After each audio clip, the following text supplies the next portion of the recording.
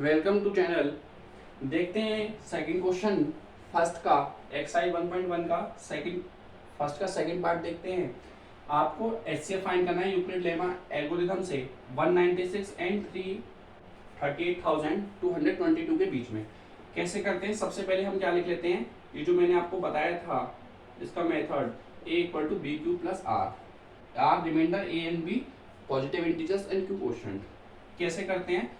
हमने बोला था कि जो बिग डिजिट है आप उसको यहाँ पर नोट डाउन कर लेंगे 220 ए की जगह और बी की जगह आप यहाँ पर स्मॉल डिजिट को।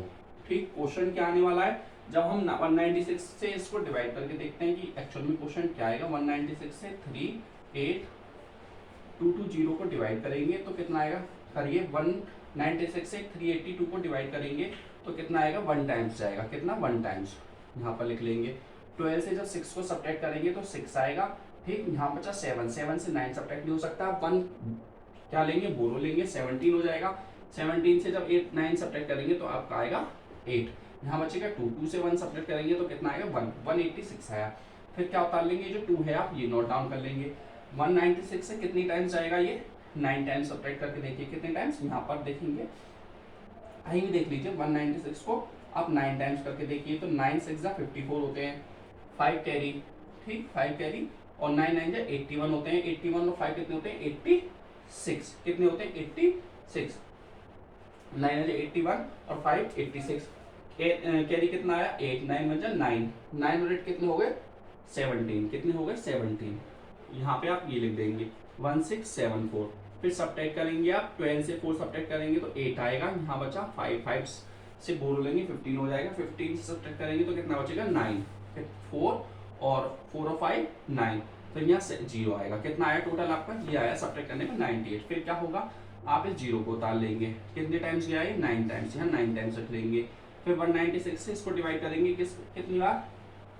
आप इसको करिए 196 से 4 टाइम करके देख 5 टाइम करके देख लीजिए।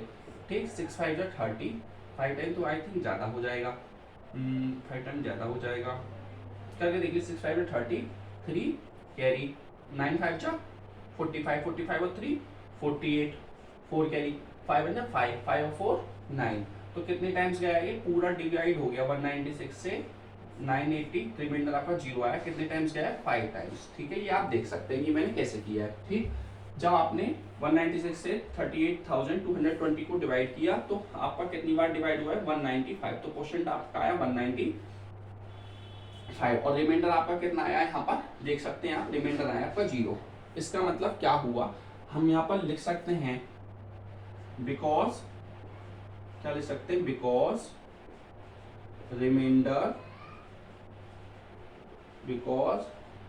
remainder is 0,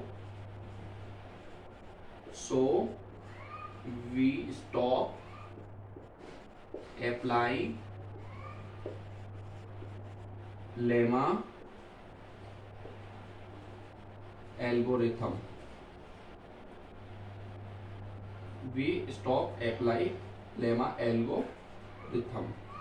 And our HCF, हमारा जो HCF होगा, किसका HCF होगा? 38220 और 196। हमारा जो HCF निकल के आएगा वो कितना निकल के आएगा? मैंने बताया था कि जब यहाँ जो वैल्यू है इसको कंप्लीटली डिवाइड कर देती है और रिमाइंडर आपका 0 आ जाता है तो वही आपका क्या होता है? HCF। तो 196 हमारा इन दोनों का HCF होगा। इतना आपको समझ में आया होगा। ठीक है, बस यही सिंपल से स्टेप है। हम आगे क्यों नहीं बढ़े? मैंने आपको बताया था हम आगे इसलिए नहीं बढ़े क्योंकि हमारी शुरू में ही इस 196 से ये कम्प्लीटली डिविजल हो गया। 195 बार रिमाइंडर हमारा 0 आया जो कि हमें लाना होता है, इसलिए हम यही स्टॉप कर देंगे और जिस डिजिट से ये डिजिट डिवाइड हुई है कम्प्लीटली वही हमारा HCF होगा। ठीक है, नेक्स्ट क्वेश्चन पे की तरफ हम मूव करेंगे। थर्ड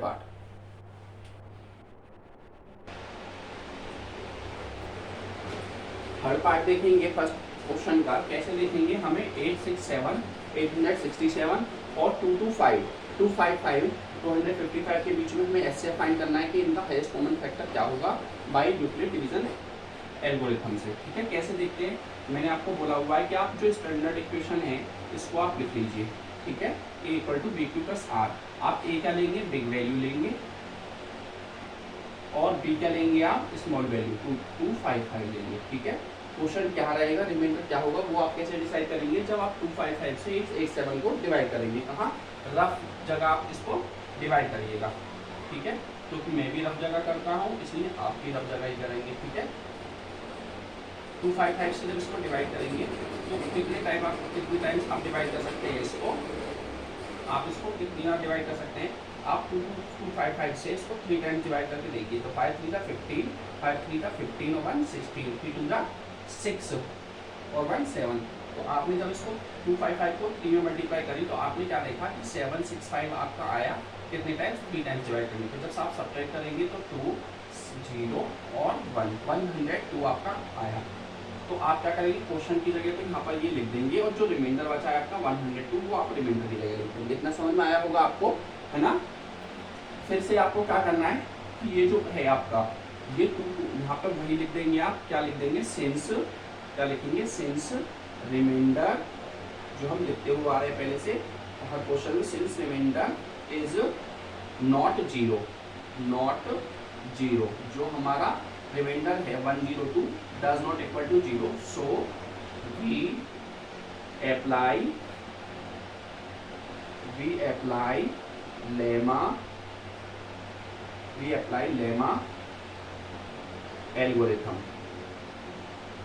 हम अप्लाई कर सकते हैं लेमा एल्गोरिथम। कैसे करेंगे, फिर से भाई, ये जो आपकी 255 है ये आपकी ए की जगह आ जाएगी, जैसा कि मैं आपको बताता चला आ रहा हूँ, और जो आपको रिमाइंडर की वैल्यू है वो आपकी बी की जगह आ जाएगी। मतलब आप रिमाइंडर से इसको डिवाइड करेंगे 102 को, 102 से 225 को।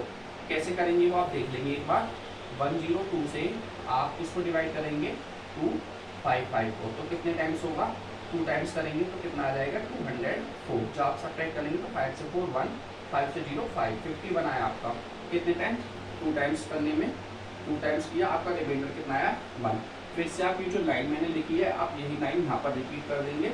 ठीक है, मैं डेजेस लगा रहा हूँ लेकिन आप इसको लिखेंगे। आप जब इसको लिखेंगे तो ये आपके मार्क्स जो हैं एग्जामिनर पूरे देंगे। ठीक है, फिर वहीं से स्टेप आप रिपीट करेंगे। तो इस बार 102 की जगह क्या हो जाएगा, ये ए की जगह आ जाएगा, और जो 51 है वो रिमाइंडर जो है आपका बी की जगह आ जाएगा। जब 51 से आप इसको डिवाइड करेंगे, देखिए यहाँ पर 51 से जब आप 102 को डिवाइड करेंगे तो 51 2 जा कितने होते हैं, 102 होते हैं। ठीक है, आपका रिमाइंडर कितना आया 0। ठीक, कितने टाइम्स गया, क्वेश्चन कितना है 2, रिमाइंडर आपका 0। फिर आपसे आप वहीं क्या लिखेंगे कि because remainder is 0 so we stop apply lemma algorithm. और एचसीएफ, हमारा जो एचसीएफ की वैल्यू आएगी, किसकी एचसीएफ की वैल्यू आएगी हमारी 1 2 2 5 सॉरी 8 7 8 6 7 और 2 2 5 की जो हमारा वैल्यू आई है एचसीएफ की वो कितनी आई है हमारी 51 हमारा एचसीएफ होगा। ठीक है, इतना आपको समझ में आ रहा होगा। उम्मीद करता हूँ कि अब कोई भी स्टेप ऐसा नहीं होगा जो आपको समझ में नहीं आया होगा। आगे की तरफ इससे मूव करते हैं, सेकंड क्वेश्चन हम देखेंगे।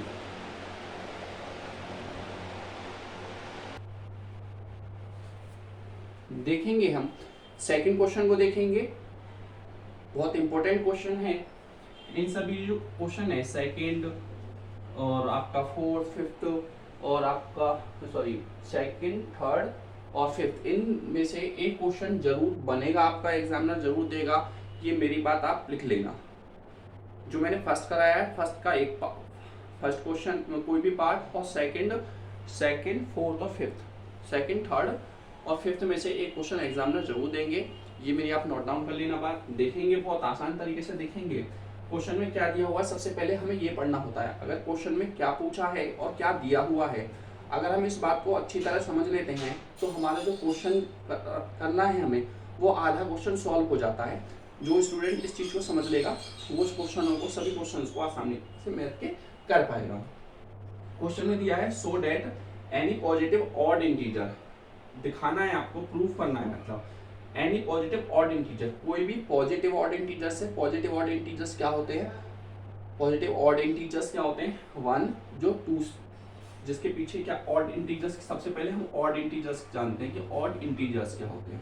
सबसे पहले हम ऑड इंटीजर्स जानते हैं क्या होते हैं। इंटीजर्स क्या होते हैं, चाहे वो नेगेटिव वैल्यू हो या पॉजिटिव वैल्यू या जीरो, वो सभी इंटीजर्स होते हैं। इतना आपको समझ में आएगा। ऑड क्या होते हैं, ऑड इंटीजर्स क्या होते हैं, जहाँ पर जिसके पीछे चाहे वो 2 नंबर की डिजिट हो, 3 नंबर की डिजिट हो, 4 नंबर की, 5, जिसके पीछे 1, 3, 5, 7 और 9। और इवन क्या होता है, इवन इंटीजर क्या होते हैं, जिसके पीछे 0, 2, 4, 6, 8, जिसके पीछे ये सब आए। देखिए जैसे मैं कोई डिजिट लिखता हूँ 2, पहले मैं इवन बताता हूँ, 2, 18, 194, 1098 और आपका 2 नहीं लिख लीजिए, आप 6 लिख लीजिए, ठीक है। ये एक सिंगल डिजिट है, डबल है, ट्रिपल है, ये इसमें 5 डिजिट है। आप इन सबके पीछे वाले यूनिट डिजिट जो होती है, क्या होती है, यूनिट डिजिट। बहुत सारे टीचर होते हैं ऑर्डर इवन में बच्चों को कंफ्यूजन क्रिएट कर देते हैं, जो कि बच्चा शुरू से लेके एंड तक उसको नहीं समझ पाता। लेकिन जो ये कॉन्सेप्ट बता रहा हूँ मैं, इसमें आपको कोई भी डाउट नहीं रहेगा कभी, बिल्कुल आपका कॉन्सेप्ट इवन और ऑड को लेकर सही हो जाएगा।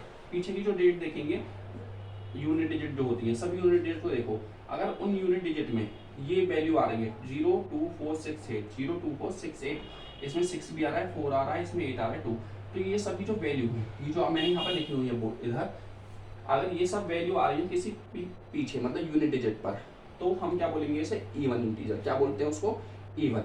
इतना समझ में आता है, इसको मैं इरेज कर देता हूँ, ठीक।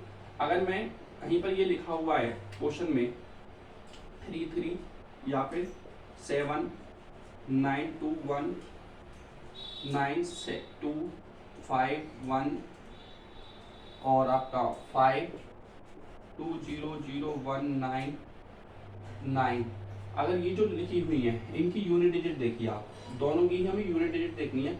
अगर यूनिट डिजिट की जगह जो ये मैंने लिखा हुआ है 1, 3, 5, 7, 9, इनमें से कोई भी वैल्यू आ रही है पीछे, तो वो हमारा कैसा होगा, ऑड इंटीजर्स। उम्मीद करता हूँ आपको समझ में आया होगा ऑड और इवन क्या होते हैं। अगर इसके पीछे ऑड वो होते हैं जिनके पीछे 1, 3, 5, 7, 9 आए, और इवन क्या होते हैं जिनके पीछे यूनिट प्लेस पे 0, 2, 4, 6 आए, 8 आए। पहले तो सबसे पहले आपको ये क्लियर करना था, क्योंकि ये समझ में नहीं आता तो आपको ये समझ में भी नहीं आता कि एक्चुअल में हमें करना क्या है, ठीक है। अब क्वेश्चन की तरफ मूव करते हैं।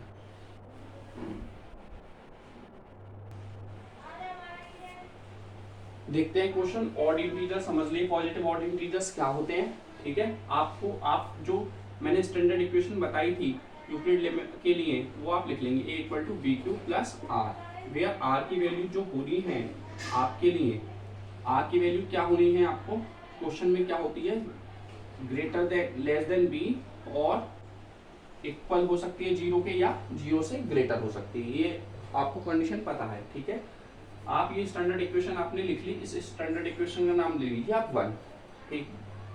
यहाँ पर जो आपको लेना है a = आपको रखना है, क्योंकि यहाँ पर 6, 6 दिया हुआ है सब में देखिए, तो इसलिए आपको जो a लेना है वो 6 लेना है। क्या लेना है यहाँ पर आप लिख लीजिए, पुट या टेक, या तो आप पुट लिख लीजिए या टेक लिख लीजिए। a = 6 and b any positive integers, any positive integer, b आपको कोई भी पॉजिटिव इंटीजर्स लेना है, ठीक है, और ए आपको 6 लेना है, ठीक है। और जो आपको, आप इसको पुट करिए पहले इक्वेशन 1 में, तो क्या देखेंगे आपकी, ए कोई भी पॉजिटिव इंटीजर, आपको b = 6 लेना है, और ए जो है कोई भी पॉजिटिव इंटीजर हो सकता है, ठीक है। ए कोई भी पॉजिटिव इंटीजर हो सकता है, और भी जो b की वैल्यू लेनी है आपको 6 लेनी है, ठीक है। तो आप इसमें जब पुट करेंगे तो क्या देखेंगे कि a = आप b की जगह 6 रखिए, 6 और q + r, ठीक है। इतना समझ में आया आपको। q की जो वैल्यू है, q की वैल्यू आप 0, 1, 2, 3, 1, 2, 3 up to dash dash dash dash कुछ भी ले सकते हैं। और जो आपको r की जो वैल्यूज लेनी है, एंड यहाँ पर लिख लेंगे, एंड r = आपको कितना लेना है, आप यहाँ देखिए पीछे क्या रहा है, 1, 3 और 5। r की वैल्यू आपको एक बार 1 लेनी है, एक बार 3 लेनी है, और एक बार क्या लेनी है आपको 5। ऐसे करके आपको r की वैल्यू लेनी है। उम्मीद करता हूँ आपको अच्छी तरह से समझ में आ रहा होगा। आप लीजिए पहले r की वैल्यू आप 1 लीजिए। जब r की वैल्यू मैंने 1 ली और इसमें रखी इक्वेशन 2 में, r की वैल्यू आप पुट r = 1 इन इक्वेशन 2।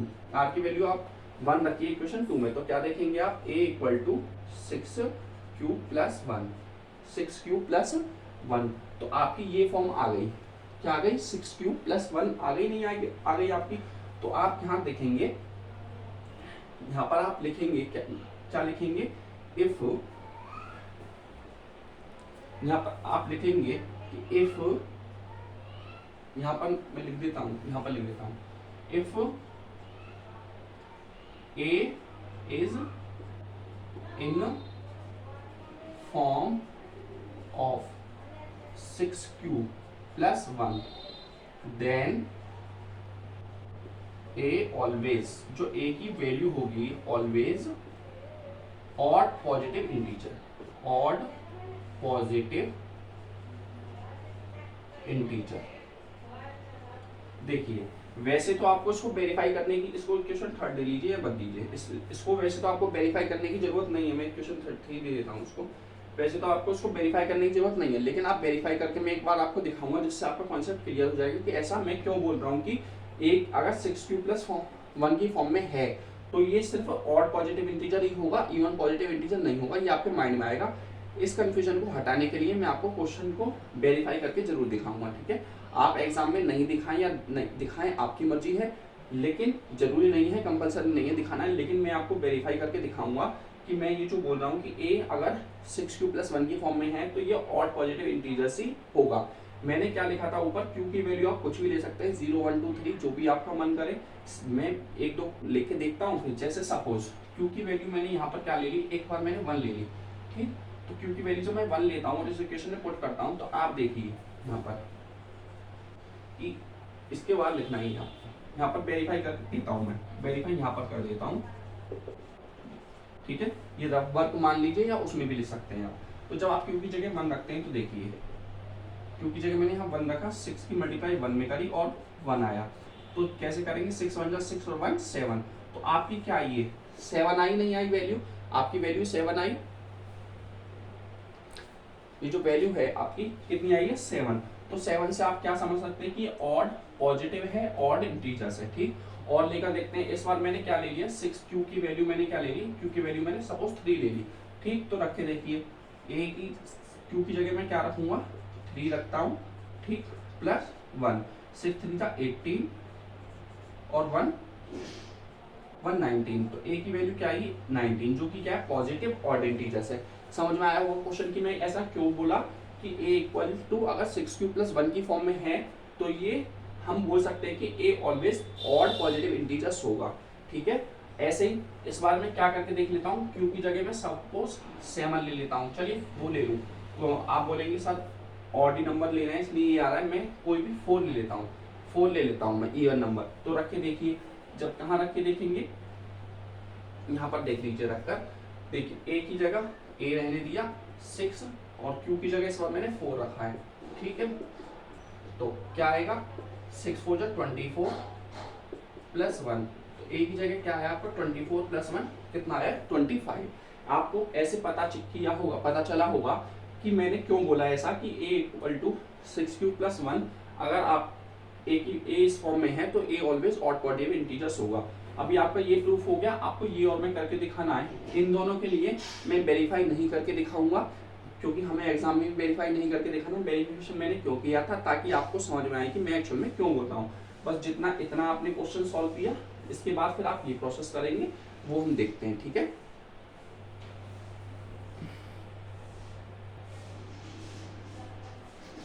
यहाँ तक आपको समझ में आया होगा। और ये यहाँ इसके बाद आपको ये भी लिखना है, ये कंपलसरी है, ठीक है? तभी आपको एग्जामिनर अच्छे मार्क्स देंगे। अब आपको 6 प्लस 3 6 प्लस 5 करके दिखाना है। तो आप क्या ले लेंगे? पुट r इक्वल टू कितना लेना है? 3 इन इक्वेशन, किस इक्वेशन में पुट करना है आपको? इस इक्वेशन 2 में पुट करना है। तो करिए a इक्वल टू 6 प्लस 3। तो आप फिर से यही लाइन लिख देंगे, if a is in form of 6 plus 3 then a always odd positive integer at, यहाँ पे ये लिख सकते हैं at any value of q, at any value of q, q की आप कोई भी वैल्यू ले लीजिए। मैंने क्या बोला, if a is in form of 6q + 3 then a, ये जो ए है इसकी जो वैल्यू निकल कर आएगी वो ऑलवेज ऑड पॉजिटिव इंटीजर्स होगी eight any value of q, q की आप कोई भी वैल्यू ले सकते हैं। फिर क्या करना है हमें, हमें इस बार आर, यहाँ पर आर कितना लेना है 5 फुट, आर इक्वल टू 5 क्योंकि ये 5 है। इक्वेशन 2 तो क्या रखेंगे 6q + 5, फिर से ये लिख देंगे if a in form of 6q + 5 then it a always odd positive integers at any value of q. उम्मीद करता हूँ सेकंड क्वेश्चन आपको अच्छे से समझ में आया होगा, इसी पे बेस्ड है हमारा। हम थर्ड क्वेश्चन को बाद में देखेंगे, पहले 4th और 5 देखते हैं, फिर देखेंगे हम थर्ड क्वेश्चन। ठीक है, थर्ड क्वेश्चन का जो टाइप है ये फर्स्ट क्वेश्चन जैसा है, इसलिए इसको देखेंगे बाद में, पहले इन क्वेश्चन को देख लेते हैं 4th और 5th को। ठीक है, नेक्स्ट वीडियो में इन सबको हम देखते हैं।